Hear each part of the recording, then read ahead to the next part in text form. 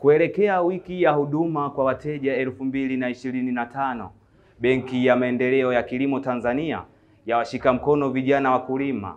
Mwanahabari wetu Elia Odongo ana undani wa taarifa hiyo. Mapema leo Benki ya Maendeleo ya Kilimo Tanzania TAD imetembelea kikundi cha vijana wa Wazito Farm Flex wanaojihusisha na kilimo cha mboga na matunda na kuwapatia msaada wa vifaa vya kilimo, pembejeo na viuatilifu. Hatua hii ni sehemu ya utaratibu wa TAD wa kurudisha kwa jamii katika kuadhimishwa wiki ya huduma kwa wateja inayofanyika kila mwaka wiki ya pili ya mwezi Oktoba. Zaidi ya msaada huo, TAD imeandaa ziara ya mafunzo kwa vijana na Wazito Farm Flex visiwani Zanzibar.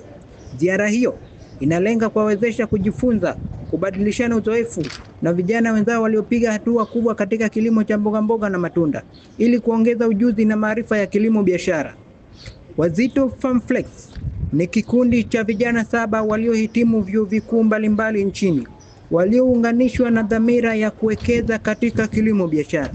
Kikundi hiki kiliibuliwa na kulelewa na TAD kupitia programu ya TAD mikoani inayolenga kutoa elimu kuhusu huduma za benki kwa wakulima, hususan vijana na wanawake, na kuwafungulia fursa mbalimbali zilizopo katika sekta ya kilimo.